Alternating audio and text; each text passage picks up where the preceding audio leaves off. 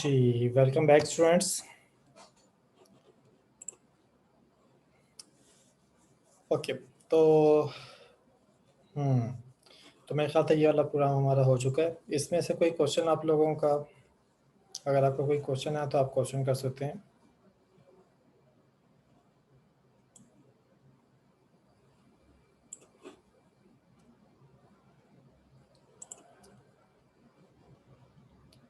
आपको जो भी डाटा है वो आप यहाँ पे राइट करते हैं या यहाँ पे अपना डाटा मेंशन करते हैं, वो इस वाली फाइल के अंदर राइट होता है और उसके बाद वो वाली फाइल रीड होती है। रीड होने के बाद वो डिस्प्ले पे आती है। चलिए इसको मैं एक और थोड़ा चेंज कर लेता हूँ। हम कहते हैं कि जी we are trying to use string as byte array to store and retrieve। ठीक है, तो फॉर एग्जांपल ये हमने एक मैसेज बनाया, इसके बाद मैं इसको रन करता हूँ तो देखिए ये मैसेज मेरे पास आ रहा है, we are trying to use string as byte array to store and retrieve. ठीक है, अच्छा फर्दर हम ये करते हैं कि ज़रा हम इस वाली फाइल को एक्सेस करते हैं। तो मैं ये वाला फ़ोल्डर आपके साथ ज़रा शेयर करता हूँ। तो जी ये वाली फ़ाइल है और हम एक स्टेप पीछे आते हैं तो यहाँ पे होगी स्ट्रिंग डाटा। स्ट्रिंग डाटा को मैंने ओपन किया और ये स्ट्रिंग डाटा मैं आपके साथ शेयर कर देता हूँ ताकि आपको नज़र आ जाए कि जी देखें ये हमारे पास है string data dot T X T और इसके अंदर हमारा डी डाटा स्टोर हो गया। We are trying to use string as byte array to store and retrieve, जैसे कि अभी हमने इस वाले प्रोग्राम के अंदर परफॉर्म किया है। ठीक है, अच्छा जी अब आ जाते हैं दोबारा से प्रोग्राम के अंदर और अब हम अगली एग्जांपल जो है वो देखते हैं। जी ये हमारे पास है file stream test dot Java. ठीक है, अच्छा अब इसमें देखें तो यहाँ पे भी हम बाइट एरे का इस्तेमाल करने लगे। क्लास का नाम है फाइल स्ट्रीम टेस्ट, मेथड का नाम है मेन, ट्राई का ये ब्लॉक है और इसमें हमने बाइट की एरे बना ली बी राइट और इस एरे को हम इनिशलाइज कर रहे हैं इन वैल्यू से। तो इसमें वैल्यू है 11, 22, 3, 40, 5, 26, 52, 93, 127, 100 और जो ये आपके पास बाइट है ये आपके पास साइन बाइट है। साइन बाइट में आप जो है वो नेगेटिव वैल्यू भी बता सकते हैं। तो -100, -16, -101। तो इसकी जो वैल्यू की रेंज होगी वो 127 तक होगी। अगर आप 128 करेंगे तो यहाँ पे एरर देगा क्योंकि 128 जो है वो साइन बाइट के अंदर नहीं आ सकता। ठीक है, तो 127 तक आप इसको वैल्यू दे सकते हैं। तो मैं ज़रा देखता हूँ उसको जी, इसकी जो वैल्यू की रेंज है वो 127 पॉजिटिव 127 से लेके -128 तक इसकी जो है वो रेंज है। ठीक है, तो ये बाइट की एरे है और इसमें ज़रा काउंट करें कितनी बाइट्स हैं। 1, 2, 3, 4, 5, 6, 7, 8, 9, 10, 11, 12, 13, 14। तो इसमें टोटल कितनी बाइट्स हैं? 14 बाइट्स हैं। ज़हन में रखिएगा, आगे मैं इसी से मुतल्लिक आपसे सवाल करूँगा।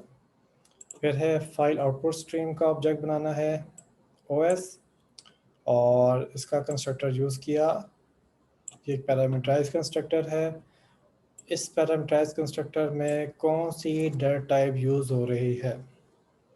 इस पैरामीटराइज कंस्ट्रक्टर में किस डाटा टाइप का डाटा सेंड हो रहा है? चैट इनेबल्ड है, आप मुझे आंसर कर सकते हैं।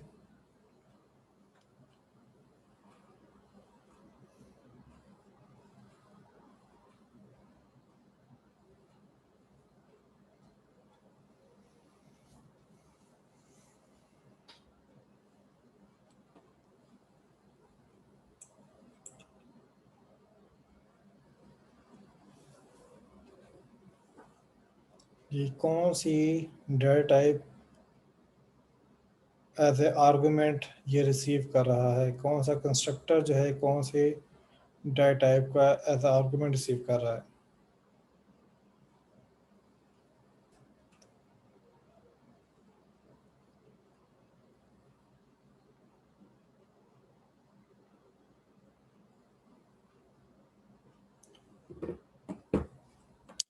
Okay good. तो अदील शायद मेरा क्वेश्चन है इसमें आर्गुमेंट कौन सा पास हो रहा है, डाटा टाइप बतानी है आपने उसकी, ठीक है। जी हमदा साजिद अब्बासी आपने बिल्कुल सही बताया, वेरी गुड। जी इसमें स्ट्रिंग पास हो रही है, डबल कोट में ये वैल्यू पास हो रही है, दैट इज स्ट्रिंग। हाँ ये ज़रूर बात है कि आउटपुट स्ट्रीम जो है, फाइल आउटपुट स्ट्रीम, इसकी खसूसियत ये है कि अगर तो उसको इस लोकेशन के ऊपर फाइल मिल जाए तो इस फाइल को वो ओपन कर लेता है, अगर ना मिले तो ये क्रिएट कर लेता है। ये बिल्कुल आपने सही कहा। लेकिन मैंने यहाँ पे जो चीज़ पूछी थी वो ये थी कि इसमें डाटा टाइप कौन सी है। जी ओके। तो आपने दो बच्चों ने इसका आंसर किया, दोनों ने सही आंसर किया, गुड। अच्छा इसके बाद हम लूप लगाते हैं। अब आपने मुझे बताना है कि ये लूप कितनी दफ़ा आइट्रेट करेगा, ये लूप कितनी दफ़ा आइट्रेट करेगा।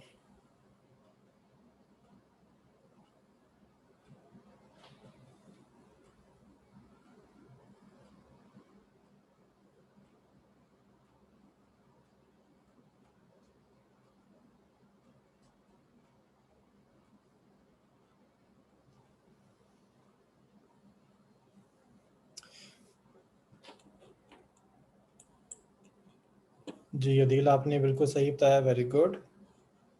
मैं बाकियों के जवाबात के भी की भी तवक्को कर रहा हूँ, वो भी जवाब देंगे। जी मोहम्मद हुज़ैफ़ा हुसैन आपका जवाब मुझे नहीं मिला अभी तक।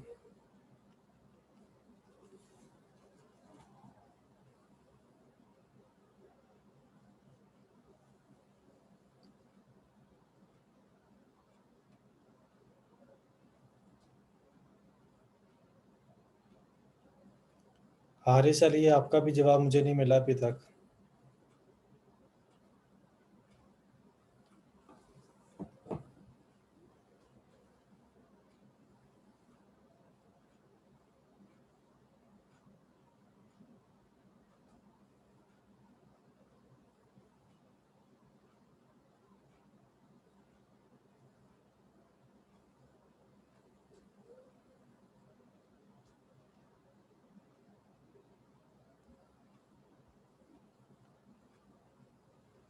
उसामा अहमद आपका भी मुझे जवाब नहीं मिला।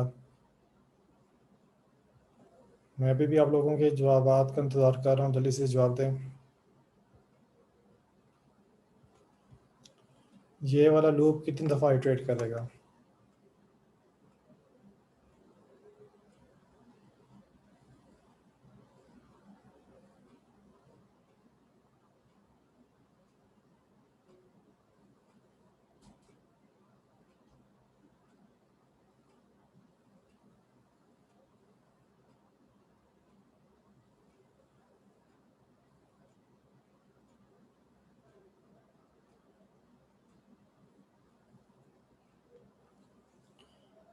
हमजा साजिद अब्बासी आपका आंसर ठीक नहीं है।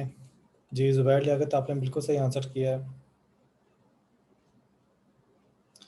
तो अभी हमने इसको काउंट किया था तो इसके अंदर 14 बाइट्स थी, 14 एलिमेंट्स थे, तो ये बाइट की अरे है, तो उसमें एक एक बाइट एक एक इंडेक्स पे होगी, तो टोटल 14 इसके अंदर एलिमेंट्स हैं, तो 14 बाइट्स होंगी। तो ये लूप भी जो है 14 टाइम जो है आइट्रेट कर रहा होगा, क्योंकि हमने ज़ीरो से स्टार्ट किया है और इसमें एक्स को इंक्रीमेंट कर रहे हैं, और कंडीशन हमारी जो है वो इसकी तमाम इंडेक्सेस को रीड करने वाली है। तो इसमें 14 आपके एलिमेंट्स है, तो ये 14 टाइम जो है वो रीड होगा। तो ये बात तो आपको फ़ौरन आनी चाहिए थी, आपको बताना फ़ौरन चाहिए था। इवन मैंने आपको इतना टाइम दिया तो आप तो उसको काउंट करके भी बता सकते थे कितना जो है इसका टाइम्स होंगे। एनीवे जिन लोगों ने ट्राई की है उन्होंने बड़ा अच्छा कोशिश की, वेरी गुड। अब इसमें हम जो है इस फाइल के अंदर एक एक बाइट को स्टोर करते जा रहे हैं। तो हमने पहले आज स्टोर किया 11, फिर 21, फिर 3, फिर 40, फिर 5, फिर 26, फिर 52, फिर 93 एंड सो ऑन। ठीक है, अब जब ये सारा का सारा जो है वो राइट हो गया तो उसके बाद हमने जो है इसको क्या कर दिया, क्लोज कर दिया। अब हम फाइल इनपुट स्ट्रीम यूज़ करते हैं जिससे हम इसी फाइल को रीड करने लगे माई बाइट फाइल डॉट txt। और इसको रीड करते हुए अब देखिए यहाँ पे आपके पास आता है साइज़।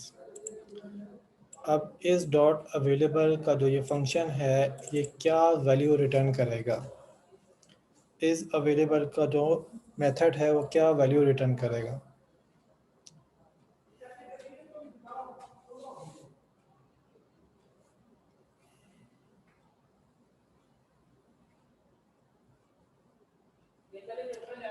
जी बिल्कुल आपने सही कहा आदिल, शायद टोटल नंबर ऑफ बाइट्स बताएगा।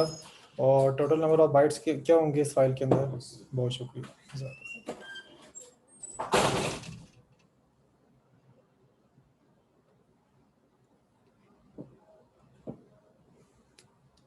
जी बिल्कुल सही कहा आदिल आपने, गुड। जी मैं बाकियों के भी जवाबात का इंतज़ार कर रहा हूँ। जी ज़िया इमदाद आप बताएं क्या वैल्यू रिटर्न करेगा।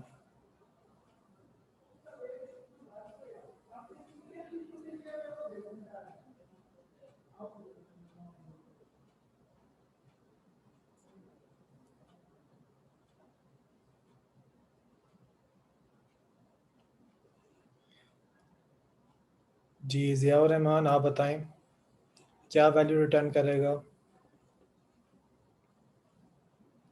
जी आप लोगों के पास जो है वो टेक्स्ट का ऑप्शन होता है जिससे आप अपनी अटेंडेंस मार्क करते हैं। तो आंसर करने के लिए भी वही टैक्स यूज़ होता है, कोई अलग से कोई टूल नहीं है जो कि आपके पास अवेलेबल नहीं होता।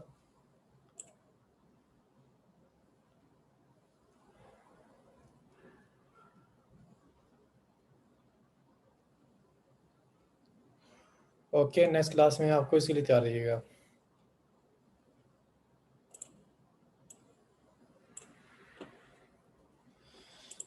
जी इज़ अवेलेबल जो है ये वैल्यू रिटर्न करेगा 14। अब ये 14 का मुझे कैसे पता चला, 14 का मुझे ऐसे पता चला कि ये जो फाइल है इस फाइल के अंदर वो डाटा है जो कि अभी हमने यहाँ पे राइट करवाया। और इसमें डाटा इस तरीके से राइट तो नहीं हो रहा कि पहला डाटा मौजूद हो और उससे आगे राइट हो, बल्कि इसमें डाटा ओवर राइट होता है या जिसको हम कहते हैं रिप्लेस होता है, डाटा इसमें रिप्लेस हो रहा होता है। अगर डाटा रिप्लेस हो रहा है तो उस सूरत में क्या होगा, उस सूरत में ये होगा कि जो अभी आपने करंट डाटा जो प्लेस किया है आपको उसकी बाइट्स का साइज़ को पता है, तो उतनी ही बाइट जो है वो एक्चुअल में फाइल के अंदर भी मौजूद होंगी। और जब ये इज़ अवेलेबल है वो उतनी ही बाइट का क्वांटिटी बताएगा। और जहाँ पे हमने पता है कि वो 14 बाइट्स ही जो हमने सेव करवाई हैं तो वो 14 ही जो है उसको रिटर्न करेगा। ठीक है, तो इसको हम जो है वो क्विकली एक व्यू कर लेते हैं इसको। तो मैं इसको स्विच करता हूँ और इसकी वैल्यू जो है हम देखते हैं। तो अवेलेबल का ये फंक्शन है, हम इसको ज़रा स्टेप ओवर करते हैं। तो अब साइज़ देखिएगा तो देखें 14 ही आ रहा है, क्योंकि फ़ाइल के अंदर हमने 14 बाइट्स ही प्लेस की हैं तो उसका रिज़ल्ट भी आपके पास 14 ही यहाँ पे रिसीव हो रहा है। ठीक है,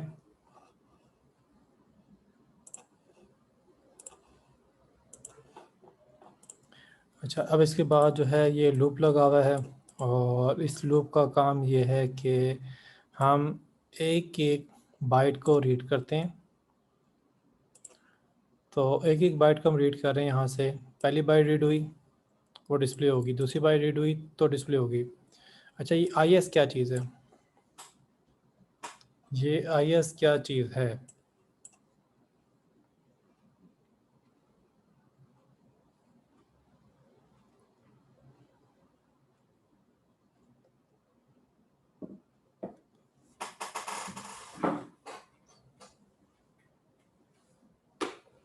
जी वेरी गुड अदील शाहिद, आपने बिल्कुल सही बताया, ये फाइल इनपुट स्ट्रीम का ऑब्जेक्ट है। फाइल इनपुट स्ट्रीम का ये ऑब्जेक्ट है, मैंने इसका जिक्र नहीं किया क्योंकि यहाँ पे लिखा हुआ मेंशन है।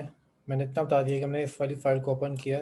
तो जो ये क्लास है इसका ऑब्जेक्ट आई एस है जिसकी मदद से हम यहाँ पे रीड का फंक्शन कॉल कर रहे हैं। रीड का फंक्शन जो है वो फाइल इनपुट स्ट्रीम की मदद से यूज़ हो सकता है, ठीक है।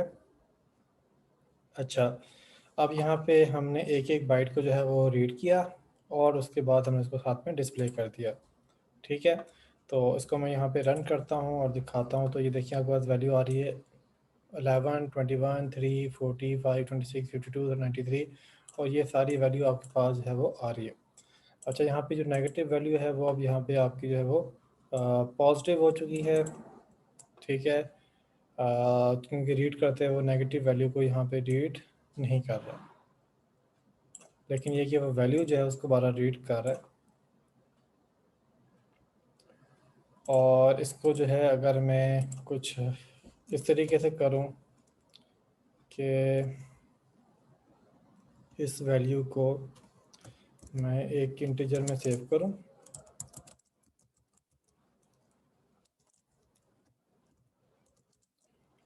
और इसके बाद मैं इसको जो है कास्ट करके इसकी आउटपुट पे इसको शो करवाऊं। तो उधर आप देखिएगा कि हम यहाँ पे करते हैं वैल्यू और बीच में लगा दूँ मैं कॉमा कॉलन और फिर इसके साथ जो है सी। तो अब देखिएगा कि जो वैल्यूज़ इसके अंदर से रिट्रीव हो रही हैं, रीड हो रही हैं, वो किस तरीके से जो है यहाँ पे यूज़ होंगी। ओके, तो इसमें 11 का सिंबल जो है ये रिप्रेजेंट नहीं कर सकता, 21 का रिप्रेजेंट नहीं कर सकता, 40 जो होता है वो ब्रैकेट होती है, 9 जो 52 है ये होता है 4 करेक्टर 4 होता है। और ये जो ये क्वेश्चन मार्क लगे ना तो उसका मतलब ये कि ये कंसोल उसको रिप्रेजेंट नहीं कर सकता या उसको शो नहीं कर सकता। तो जो 93 है वो स्क्वायर ब्रैकेट है, 127 को ये शो नहीं कर सकता, 100 जो है वो डी होता है, 156 जो है वो क्वेश्चन मार्क होता है और 240 जो है वो ये वाला सिंबल होता है, 145 फिर से है। तो मे बी ये भी जो है ना इसको भी जो है वो क्वेश्चन मार्क से मतलब तो यही होगा कि ये इसको भी रिप्रेजेंट नहीं कर सकता। ओके, तो ये वाली भी एग्जांपल हमने कर ली और आपको ये भी समझ में आ गया। अच्छा, एक हमने पहले प्रोग्राम देखा था और एक अब हम जो ये दो प्रोग्राम देखे हैं, इन दो प्रोग्राम के अंदर जो फ़र्क है ना वो ये है कि जो पहला प्रोग्राम हमने देखा था उसके अंदर हम एक फाइल से डेटा रीड करते थे, दूसरे के अंदर राइट कर रहे थे। अब यहाँ पे आके हमने कुछ चीज़ें तब्दील कर ली हैं। क्या चीज़ें तब्दील की? इससे पहले जो हमने प्रोग्राम देखा था ये वाला, इसके अंदर जी इससे पहले जो हमने ये वाला प्रोग्राम देखा था इसके अंदर हमने अपने प्रोग्राम में एक स्ट्रिंग क्रिएट की और उस स्ट्रिंग को फाइल में सेव किया। उससे पहले तो हम दो फाइलों को आपस में जो है वो डेटा ट्रांसफ़र कर रहे थे ना। अब की बार हमने ये किया कि अपने प्रोग्राम से हमने जो है कोई कोड या कोई वैल्यू जो है वो जनरेट की है और वो वैल्यू जो है वो हमने फाइल के अंदर स्टोर करवाई है, ठीक है। और इसी तरीके से यहाँ पे भी हमने अपने प्रोग्राम के अंदर कोई वैल्यू जनरेट की है और उसको फाइल के अंदर जो है वो स्टोर करवाया। तो हम आहिस्ता आहिस्ता आगे बढ़ते जा रहे हैं। तो इससे पहले जो है वो दो फाइलों को आपस में यूज़ करना था। दूसरा स्टेप अभी हमने ये किया कि हम अपने प्रोग्राम पे डाटा जो है वो फाइल के अंदर स्टोर कर सकते हैं और उससे रीड करके हम जो है इसको डिस्प्ले के तौर पे इस्तेमाल कर सकते हैं। अच्छा, अब इसके बाद हम अगले प्रोग्राम में आते हैं और ये प्रोग्राम बड़ा इंटरेस्टिंग है। तो इस प्रोग्राम को आपने ज़रा अच्छी तरीके से समझना है कि इस प्रोग्राम में हम जो है दो हमने मेथड बना लिए। क्लास का नाम है मेन क्लास, इसके अंदर मेथड है राइट डाटा। ये है एक स्टैटिक मेथड। स्टैटिक मेथड की क्या खूबियाँ हैं? स्टैटिक मेथड की क्या खूबियाँ हैं?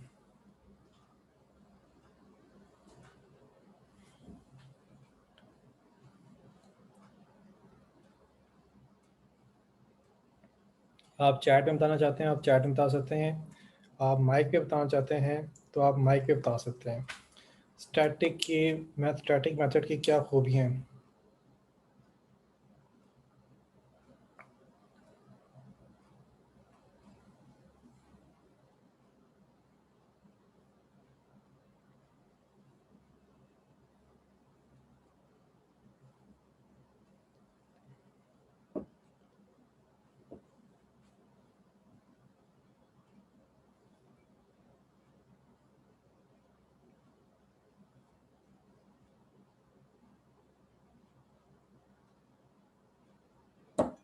जी इस वक्त जो से स्टूडेंट अवेलेबल हैं इस वक्त क्लास में वो अपने हैंड रेज़ करें। जो बच्चा हैंड रेज़ नहीं करेगा उसको मैं क्लास से क्विट करूँगा।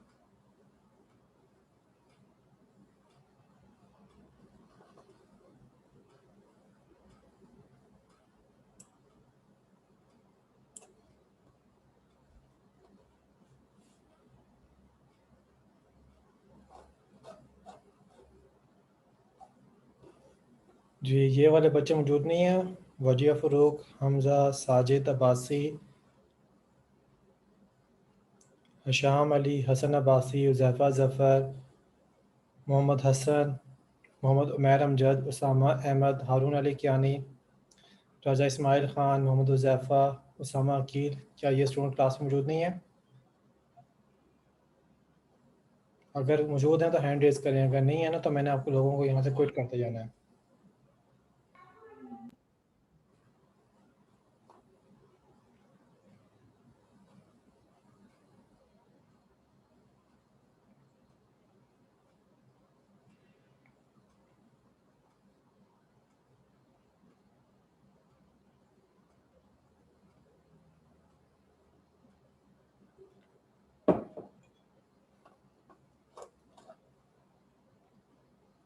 ओके ठीक है, हैंड डाउन कर लें।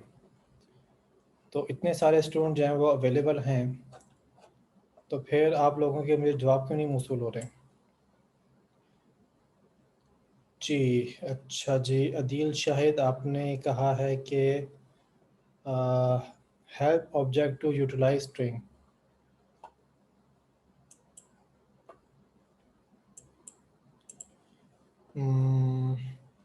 मैंने स्टैटिक के बारे में पूछा है, इस मेथड के बारे में नहीं पूछा। स्टैटिक की खसूसियात बतानी है। तो अदील शायद आपका ये जवाब दुरुस्त नहीं बनता, उसके लिहाज से उसके रेफरेंस में नहीं आता।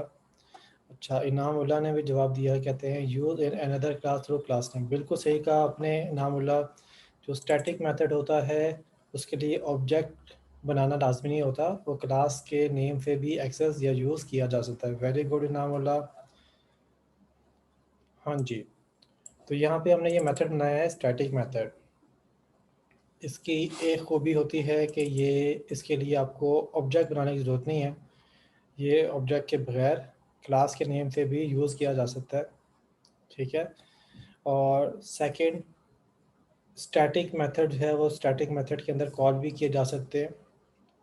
ठीक है, और तीसरी बात ये कि जो स्टैटिक मेथड होते हैं वो स्टैटिक मेथड या स्टैटिक वेरिएबल्स को जो है यूज़ कर सकता है, नॉन स्टैटिक को वो यूज़ नहीं कर सकता।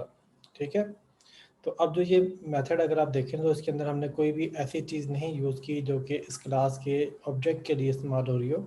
तो इसलिए जो है ये बिल्कुल इस बेस पे इंडिपेंडेंट है कि ये किसी ऑब्जेक्ट पे जो है किसी तरीके से भी जो है वो इस्तेमाल हो रहा हो। अच्छा अब देखें ज़रा, यहाँ पे राइट डाटा का मेथड है, इसमें हम स्ट्रिंग एस पास कर रहे हैं। अब राइट डाटा में हम जो मेथड है इसके अंदर करना कुछ ये चाह रहे हैं कि हम यहाँ पे इस मेथड को जब कॉल करें तो कॉल करके हम जो है इसको जस्ट हम स्ट्रिंग प्रोवाइड करें, स्ट्रिंग की वैल्यू प्रोवाइड करें और वो वैल्यू जो है वो फाइल के अंदर सेव हो जाए। ठीक है, तो अब देखिए ज़रा यहाँ पे कि हमने इस काम के लिए किया कि हमने ट्राई कैच का ब्लॉक बनाया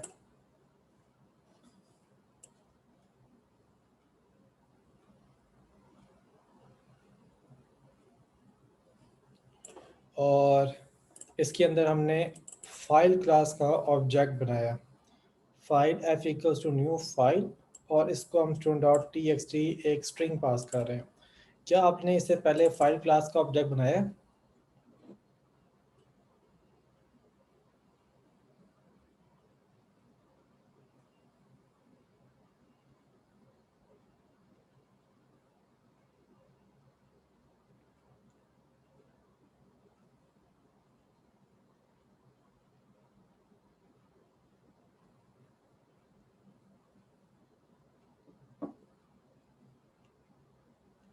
क्या इससे पहले आप लोगों ने फाइल क्लास का ऑब्जेक्ट बनाया है? यस और नो में आंसर करना है, किस चीज़ का इंतजार कर रहे हैं? ओके, फाइल क्लास का ऑब्जेक्ट बनाया हुआ है। ओके, तो फाइल क्लास का ऑब्जेक्ट किस लिए बनाते होते हैं, कोई इसका फ़ायदा होता है?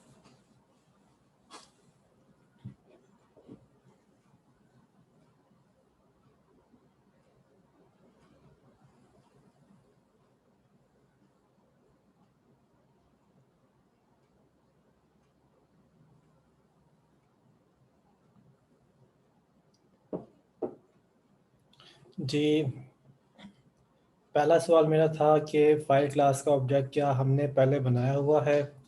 एक स्टूडेंट का मुझे आंसर है कि यस सर।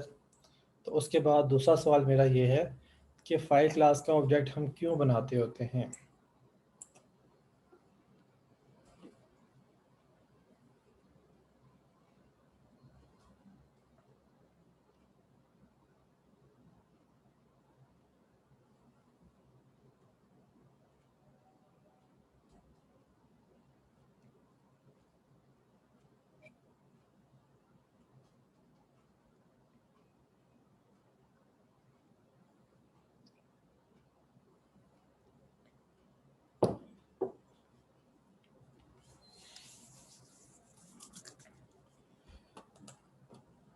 ओके, ठीक है। अदील शाहिद खान कहते हैं कि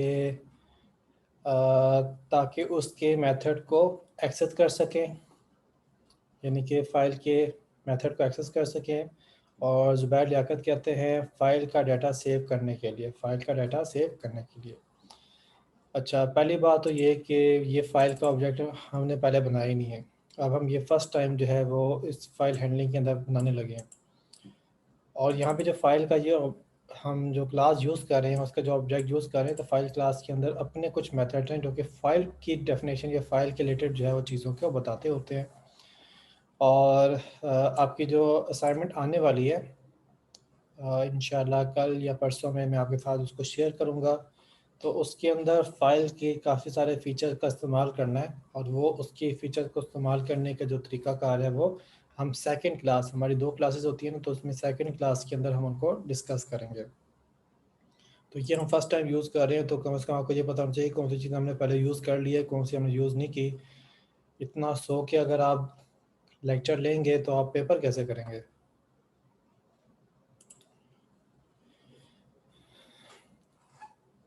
फाइनल का जो पेपर है वो काफ़ी डिफ़िकल्ट होगा, क्योंकि उसका बहुत ज़्यादा हिस्सा जो है वो आपके प्रोजेक्ट जो आप बना रहे होंगे या आप बना रहे हैं, उसकी जो पेचीदगियाँ हैं उसमें से होगा। ठीक है? तो इसको ध्यान से समझें भी, सीखें भी, और इसको इस पे जो है प्रैक्टिस भी करें। आपको जो असाइनमेंट मिलती है, आप आखिरी लम्हे माँगना शुरू कर देते हैं लोगों से, और फिर उसके बाद जो है जैसे होती है वैसे ही आप कॉपी करते, पेस्ट करते, उठा के मुझे सेंड कर देते हैं। इसलिए जो है वो मैंने आपको परमिट नहीं किया हुआ कि आप अपनी सॉफ्ट में जो है मुझे सेंड करें। तो जिनकी सॉफ्ट मुझे रिसीव हो रही है सिवाय एक बच्चे की, जिसकी जो है वो जिसने मुझसे पर्टिकुलरली परमिशन ली है, इसके अलावा जिसने मुझे सॉफ्ट के अंदर कोड कॉपी किया, पेस्ट किया और मुझे सेंड किया ना, तो उसके जो है मेरे तरफ से 0 मार्क्स हैं। ठीक है? तो इसी वजह से है कि आप लोग जो है वो प्रैक्टिस नहीं करते। असाइनमेंट नंबर्स के लिए नहीं होती, असाइनमेंट प्रैक्टिस के लिए होती है। क्विज़ेज़ जो हैं वो आपकी लर्निंग के लिए होते हैं, जो क्लासेस जो होती हैं वो आपकी लर्निंग के लिए होती हैं। तो इसको आपने फॉर ग्रांटेड लिया हुआ है कि इसको सिर्फ आपने इसमें टाइम गुजारना है और टाइम गुजार के आपने आगे निकल जाना है, तो ये वो चीज़ नहीं है। इसमें आपको क्वालिफाई करना पड़ेगा, और क्वालिफाई करना इतना आसान नहीं है जितना आसान आप समझ रहे हैं। अच्छा जी, अब यहाँ पे जो ये फाइल क्लास का ऑब्जेक्ट बनाया है, फाइल आउटपुट स्ट्रीम का 4 कंस्ट्रक्टर्स होते हैं। उनमें से जो 2 कंस्ट्रक्टर हैं उसका आइडिया आपको अभी हो रहा है। एक वो कंस्ट्रक्टर है जिसमें जैसे हमने स्ट्रिंग पास की थी, और दूसरा कंस्ट्रक्टर अभी आप लोग ये देख रहे हैं, ये वाला। ठीक है? इसमें हम फाइल पास करते हैं, तो नॉर्मली इसको फाइल का पाथ चाहिए होता है। तो वो जो पाथ है वो इस फाइल से जो है उसको एक्सेस हो जाएगा, इसको मिल जाएगा। इसके बाद कोमे के बाद ना यहाँ पे एक कीवर्ड लिखा हुआ है, ये कीवर्ड ट्रू लिखा हुआ है। ये ट्रू है, इसका मतलब ये है कि ये बूलियन टाइप जो है वैल्यू रिसीव कर रहा है। अब यहाँ पे ये ट्रू लिखा हुआ है ना, इसको अगर आप मैं किस तरीके से इसको शो करवा सकूँ, की वैल्यू को, तो लेट्स से, तो जी ये देखें, ये आपके पास है फाइल, और इसमें जो है सेकंड आर्गुमेंट है वो बुलियन अपेंड है, ठीक है। और इसमें अगर आप इसको रीड करें तो यहाँ पे अगर पैरामीटर के बारे में बताता हो तो जी,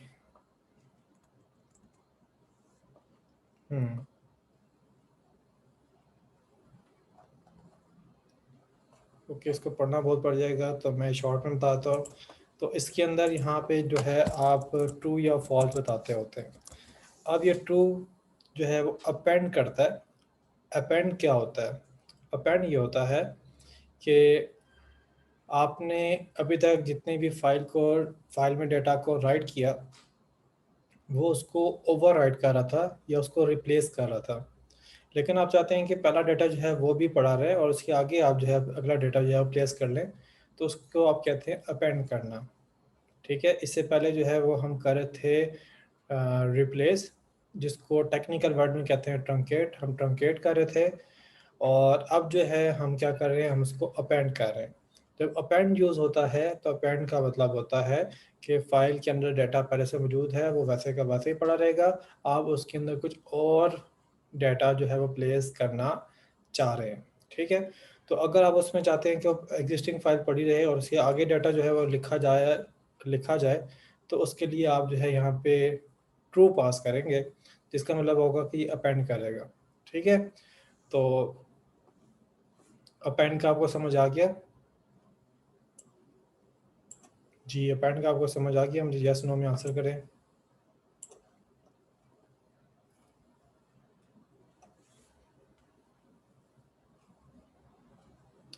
ओके, एक बच्चे को समझ आ गया।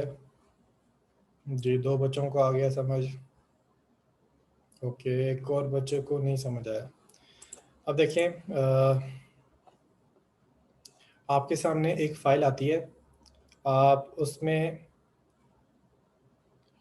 डाटा को राइट करते हैं। तो अभी तक जो हम डाटा को राइट कर रहे थे, वो कैसे कर रहे थे कि एक फाइल थी, उसमें कोई डाटा मौजूद है, हम दूसरी जो फाइल होती है उसे जब डाटा लेके इसमें प्लेस करते हैं, तो जो पहला डाटा होता है वो रिमूव होता है और उसके ऊपर नया डाटा जो है वो प्लेस हो जाता है। तो जो पहला डाटा उसमें मौजूद था वो क्या हो जाता है, वो ख़त्म हो जाता है, जिसको हम कहते हैं डाटा को रिप्लेस करना।